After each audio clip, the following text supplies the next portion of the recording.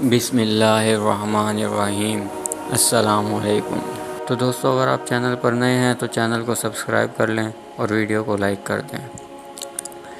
تو دوستوں، ایک روایت سے معلوم ہوتا ہے کہ قوم بنی اسرائیل میں ایک زرگر تھا اور اس کا نام سامری تھا، اور اس روایت سے یہ بھی معلوم ہوتا ہے کہ سامری حضرت موسیٰ کا بھانجا تھا۔ جب بنی اسرائیل کو حضرت موسیٰ علیہ السلام فرعون کے قبضے سے نکال کر مصر لے چلے، اس وقت سامری بالکل بچہ تھا۔ جب دریا کے کنارے سب اکٹھے ہوئے تو لوگوں نے اس سامری کو بہت ڈھونڈا، لیکن اس کو اس گنتی میں نہ پایا۔ مصر آتے وقت راستے میں اکیلے بیٹھے روتے تھے۔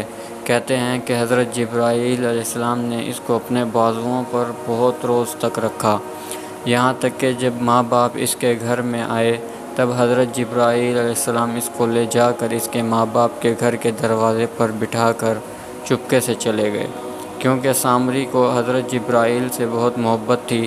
ان کے چلے جانے اور جدا ہونے کی وجہ سے بلند آواز سے رونے لگا۔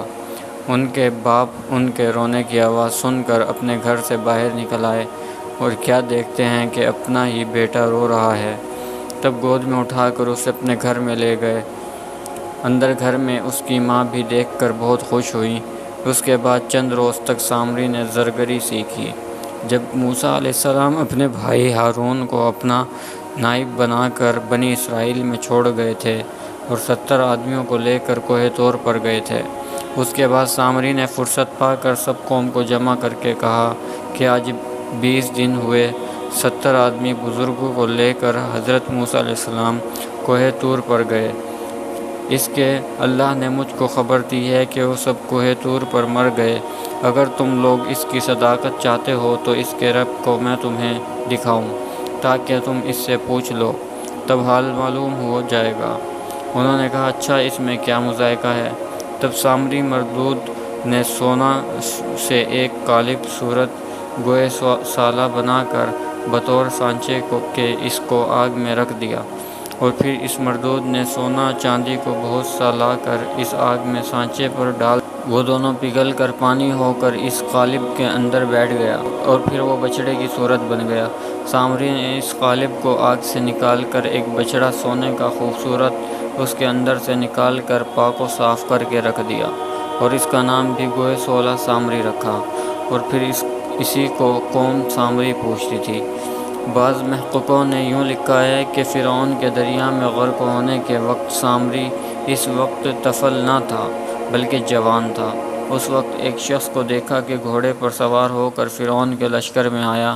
جب اس کا گھوڑا قدم اٹھاتا تو اس کے زیر سم مرتبے اور بزرگی سے تازہ گھاس پیدا ہوتی تھی۔ سامری نے معلوم کیا کہ شاید جبرائیل ہوں گے جو حضرت موسیٰ کی مدد کو آئے ہیں۔ اس وقت ایک خاک ان کے گھوڑے کے سم کے نیچے سے اٹھا کر رکھ لی تھی۔ جب گوئے سولہ بنایا تو قوم بنی اسرائیل کو کہا کہ آؤ تم اس خدا کو سجدہ کرو، معاذ اللہ، اور جو گمراہ ہوئے، اور اسی وقت سامری کے کہنے سے چلے آئے۔ جب سامری نے اس مشت خاک کو بچھڑے کے منہ میں ڈال دیا تو اللہ کے حکم اور قدرت سے اس بچڑے کے منہ سے بے دھڑک گائے کی آواز نکلی۔ چنانچہ اللہ تعالیٰ نے فرمایا، پس بنا لیا ان کے لیے ایک دھڑ جس میں چلانا وغیرہ گائے کا تھا۔ پس انہوں نے ان سے کہا کہ خدا ہے تمہارا اور خدا موسیٰ علیہ السلام کا، سو وہ بھول گیا، یعنی حضرت موسیٰ بھول گئے اور دوسری جگہ میں چلے گئے۔ لیکن بنی اسرائیل اس کی آواز سن کر یقین لائے اور سجدہ بھی کیا، اور پھر اسی جگہ کو پوجنے لگے۔ اور بعض آدمی 12 قوم میں سے تھے جو ایمان میں کامل تھے، ان لوگوں سے جدا ہو کر کوہ قاف کی طرف نکل گئے، اور وہاں مسجد بنا کر اللہ تعالیٰ کی عبادت میں مشغول ہوئے۔ پھر ہر قسم کی نعمتوں سے سرفراز کیے گئے۔ معراج النبوت میں لکھا ہے کہ شب معراج میں رسول اکرم صلی اللہ علیہ وسلم نے دیکھا کہ شعلہ نور زمین سے لے کر ساق عرش تک چمکتا ہے۔ آپ صلی اللہ علیہ وسلم نے حضرت جبرائیل سے پوچھا، یہ کس کا نور ہے؟ وہ بولے کہ قوم بنی اسرائیل جو کوہ سالہ پوجتے ہیں، اور ان میں ایک جماعت نکل کر کوہ کاف میں اللہ کی عبادت کر رہی تھی، یہ نور انہی کا ہے۔ حضرت محمد صلی اللہ علیہ وسلم نے فرمایا، مجھ کو ان کے پاس لے چلو۔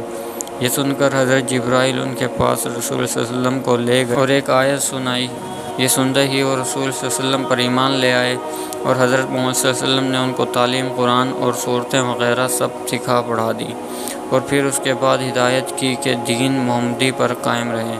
القصہ، حضرت موسیٰ علیہ السلام اور وہ 70 آدمی توریت لے کر جب کوہ طور سے آئے اور اپنی قوم کو دیکھا کہ وہ لوگ ایک گوئے سالہ بنا کر پوچھتے ہیں، یہ دیکھ کر حضرت موسیٰ علیہ السلام بہت خفا ہوئے اور کہا، کیا بری بات کی تم نے میرے پیچھے؟ کیوں جلدی کی اپنے رب کے حکم سے؟ اور ڈال دی موسیٰ علیہ السلام نے تختیاں، اور پھر پکڑا سر اپنے بھائی ہارون کا اور اپنی طرف کھینچنے لگے۔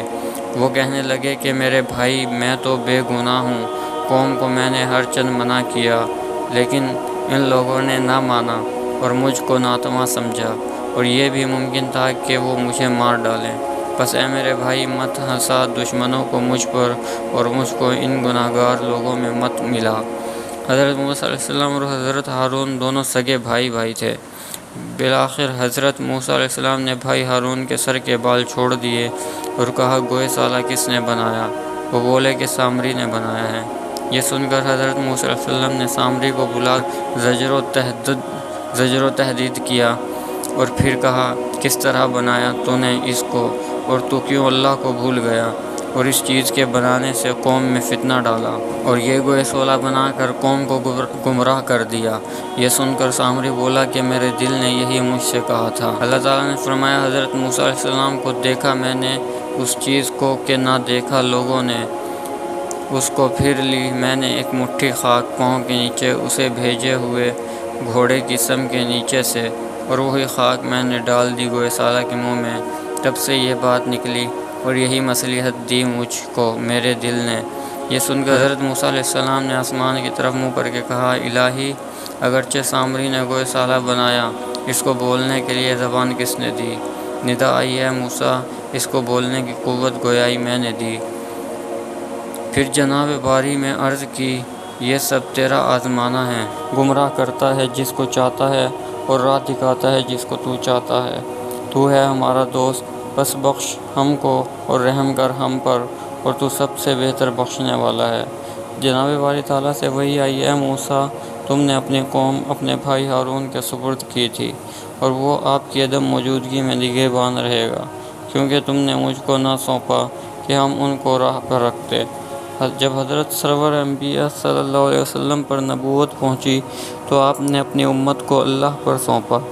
بعض روایتوں سے معلوم ہوتا ہے کہ حشر کے دن اولاد آدم 120 صفوں میں مشرق سے مغرب تک کھڑی کی جائے گی۔ ان صفوں میں حضرت محمد صلی اللہ علیہ وسلم کی امت کی 80 صفیں ہوں گی۔ اسی وقت اللہ تعالیٰ فرمائے گا، اے محمد، تمہاری امت میں جتنے چھوٹے بڑے ہیں دیکھ لو، موجود ہیں، اور پھر اس وقت جو کچھ مجھ سے مانگو گے سو پاؤ گے۔ یہ سنتے ہی سید الانبیاء صلی اللہ علیہ وسلم فرمائیں، اے میرے پروردگار، اس وقت میری امت میرے ساتھ کہاں رہے گی اور میں کہاں لے جاؤں گا؟ تو ان کا گناہ بخش اور عفو فرما، اور ان کو بہشت دے اور ان کے درجات بلند فرما، اور پھر اپنے دیدار سے شاد فرما، تاکہ تیرا فضل و کرم ظاہر ہو۔